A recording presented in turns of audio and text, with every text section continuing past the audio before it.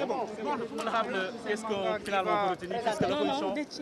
kii bi Déthié plutôt du parti Rewmi moom la ñuy jéem a accordé pour mu joxe xalaatam ci wàllu ni mer nga xam ne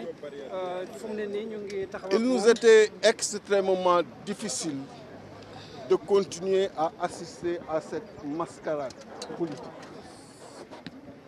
Macky Sall vient encore une fois de nous faire vivre une journée ténébreuse, comme il en a l'habitude depuis qu'il est arrivé au pouvoir, à savoir vouloir continuellement procéder à la levée de l'immunité parlementaire d'adversaires politiques avec comme seul projet,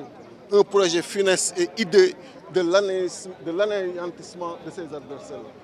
Il l'avait dit et il est sur ce chantier-là, à savoir la réduction à sa plus simple expression de son opposition. Mais se pose un véritable problème d'identification de sa véritable opposition. Parce que nous sommes 17 millions de Sénégalais. Si on soustrait de ces 17 millions les 2 500 000 qui ont eu à voter pour lui, ce potentiel est de 14 500 000. Et ces Sénégalais attendent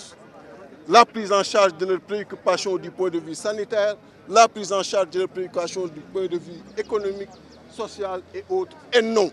la réduction à sa plus simple expression de son opposition qui a pour objet tout simplement de tuer notre démocratie, de tuer les libertés. Je vous rappelle qu'on est à l'Assemblée nationale, le lieu par essence de l'expression libre des idées et de la pensée, le lieu par excellence de l'expression et de la confrontation des idées,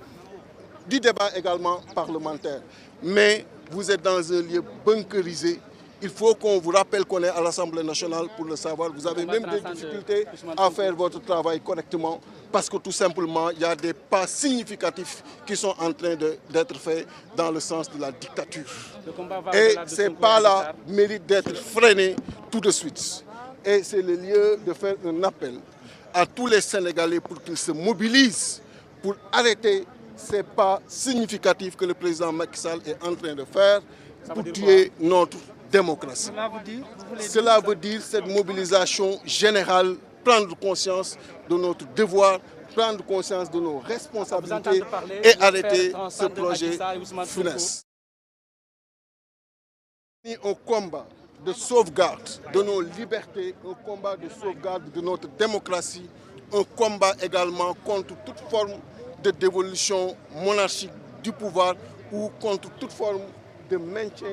au pouvoir ou de tentative de troisième mandat. Voilà, rapidement, s'il vous plaît. li ma mën a wax ci mbir mi mooy tey bis bu doy waar la, bis bu lëndëm la, bis bu ñaaw la bu nu dund ci sunu démocratie. Gis ngeen débat yi ni mu amee au niveau de l'Assemblée nationale moo tax mënuñu woon sax continuer ni ñu ko bëggee débat yi ndaxte Sénégalais yi xam nañu li fi xew yëpp kenn respecté wul ak yelleefu Ousmane Sonko kenn respecté wul règlement intérieur Assemblée nationale. Mais loolu day dugg ci projet wu président Macky Sall nga xam ni lenn rek moo ko tax a jóg nu mu fexee ba nasaxal opposition bi mais dama koy fàttali ni gisul bu baax ñan ñooy opposition ndaxte Sénégal presque 17 millions la te 2 500 000 ñoo voté pour moom. boo ci soustrait boo dindee loolu ci 17 millions yi potentiel bi day doon 14 500 000 te 14 500 000 yooyu réponse yi ñuy xaar mooy ñu régler problème économique yi régler problème social yi régler problème sanitaire yi régler yi nga xam ni moom la ñuy jànkonteel guddi ak bëccëg mais xaaruñu ay tey jii nii ñuy nasaxalee opposition bi ñuy nasaxalee démocratie bi ñuy nasaxalee liberté yi lu mën a ñàkk la. ndaxte Sénégal bi mu amee indépendance ak léegi yàgg na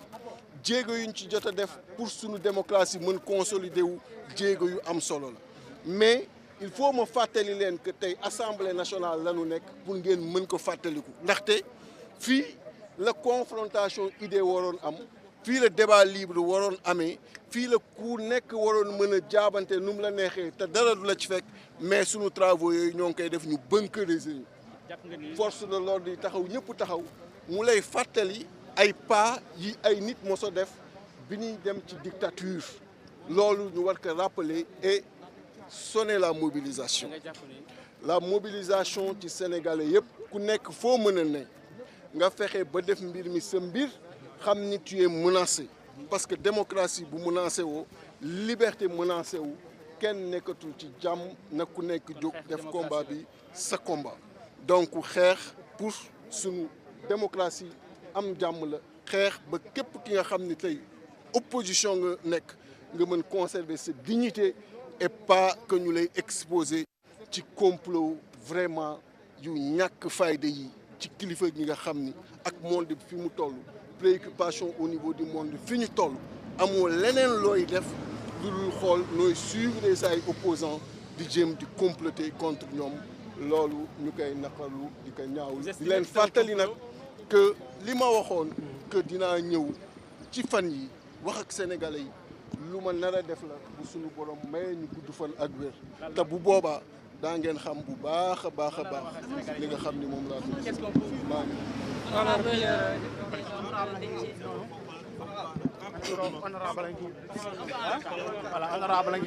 Un petit mot de résumé, s'il vous plaît. Honorable